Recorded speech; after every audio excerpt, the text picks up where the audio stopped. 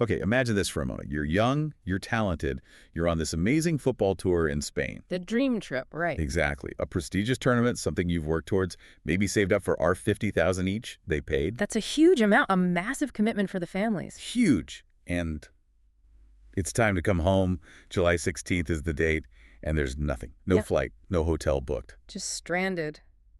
Thousands of miles from home. That dream turns into, well, a nightmare pretty fast. Utterly terrifying. And that's where we're diving deep today. This story about the young South African footballers, the coaches, left stuck abroad. Yeah, it's more than just a quick news story. We really need to unpack what happened. We do. We'll look at the whole sequence, the excitement, the crisis, the amazing response, actually, and then that emotional return. And crucially, the tough questions afterwards. Accountability, oversight, how this kind of thing can even happen. And we're drawing on, well, quite detailed reports, aren't we? Mm. Local news like EWN, Cape Town, etc. Yeah, and official statements too. From government officials, community figures, the people who really stepped up. It paints a pretty clear picture. Okay, so let's set the scene. BT Football Academy organizes this trip to Spain, the Donosti Cup in San Sebastian. Sounds prestigious. A big opportunity. Definitely. 25 players, age 13 to 18, 3 coaches, all set for this incredible experience. Planned return, July 16th. But that day comes and radio silence on the travel home. Pretty much. The academy, it seems, just hadn't arranged the return flights or accommodation past that point. That level of, well, failure in planning is staggering. Yeah. Especially given the money involved. Our 50,000 per person. It really highlights the trust these families put in the academy, doesn't it? Absolutely. The sacrifices made for that once-in-a-lifetime promise. And then that trust is just gone. The immediate impact must have been awful. Young kids, coaches, stuck in a foreign country, no resources. You think about the panic. For them and for the parents back home, apparently the parents didn't even know right away. That seems to be the case, which is another layer of distress. How could they not be informed? It speaks to a serious communication breakdown. You hear from parents like Cindy Griqua, her son Jose is 17, a goalkeeper. What'd she say? She described the feeling when they finally got home. Excited and sad at the same time. The tears of joy just flew down, that mix of relief and trauma. Wow.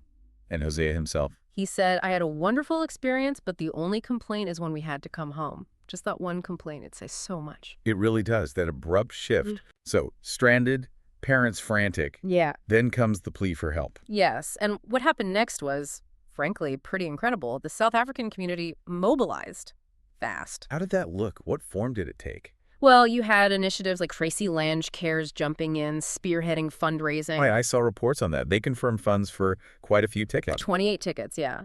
But Tracy was also clear, even as funds came in, that they still needed support for, daily basics, food, supplies, while they were stuck in Lisbon. Because they ended up in Portugal, right? Not still in Spain. Yes, somehow they got to Lisbon, but the flight issue remained, and the logistics were tricky. TAG Airlines helped secure seats. And wasn't there a travel agency involved too? Travel Direct, absolutely pivotal. They negotiated a huge discount on the flights, cut the price from R$28,000 down to R$18,500 per person. That's a massive help. Oh. But even so. Even so, the gap was still huge. As of late July, they still needed around R$300,000 to get everyone home. And they were public about needing funds, Mm-hmm. sharing bank details. Yeah, complete transparency. FNB account details were shared, reference football team just trying to get the money together urgently. And while the money was being raised, what about support on the ground in Lisbon? That's another part of this heartwarming community spirit. South Africans living there, family members who could get there, even strangers. Just helping out. Providing food, support, just being there. It wasn't just about money. It was that human connection, that solidarity. That's amazing. And did the government step in officially? Yes, definitely. The Western Cape MEC for Cultural Affairs and Sport, Ricardo McKenzie, got involved very quickly. What did he do? He actually flew out to Lisbon himself, arrived around July 22nd to assess everything firsthand. That says a strong message. Direct involvement. Absolutely. He reassured parents their kids' well-being was the priority, and he started coordinating with SA officials, Portuguese authorities, international relations people, getting the repatriation organized. Communication must have been key then, especially for the worried parents. Totally. They set up a dedicated WhatsApp group, kept parents briefed directly, transparently.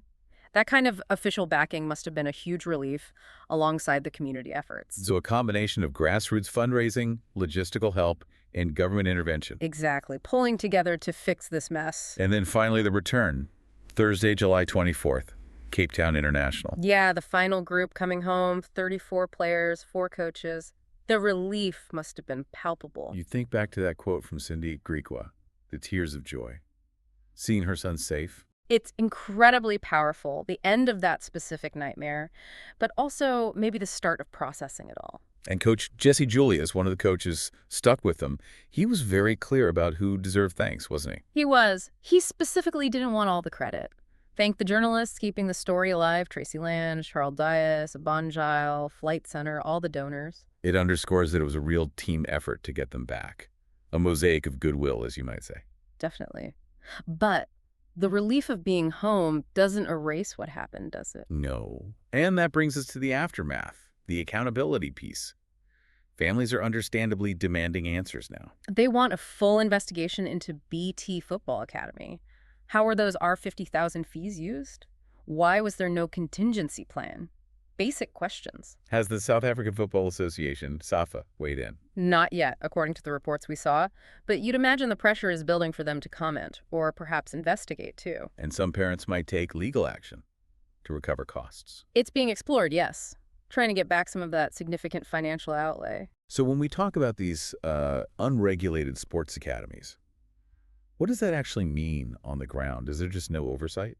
It often means they operate outside the main structures. They aren't necessarily affiliated with or vetted by the official sports federations like SAFA in the same way traditional clubs might be. So it's easier for things like travel logistics, financial management to maybe fall through the cracks. Potentially, yes.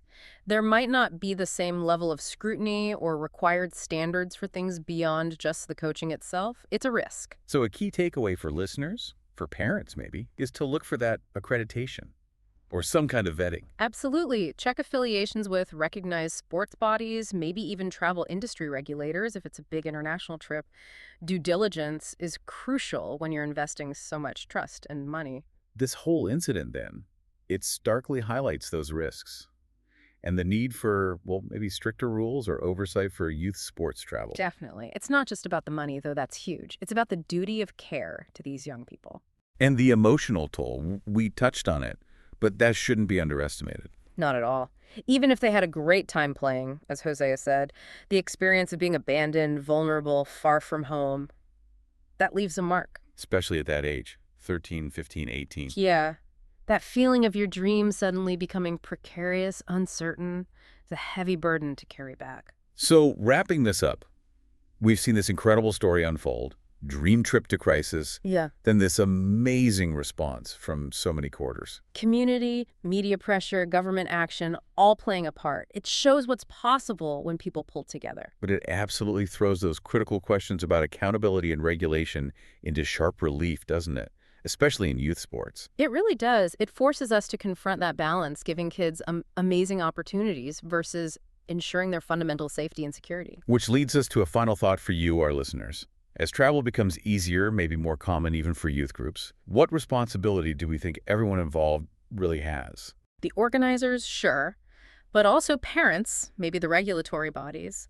How do we safeguard these really important formative experiences? And ultimately, how do we make absolutely sure that the joy of discovery, the excitement of these opportunities always outweighs the potential risks? Something to think about.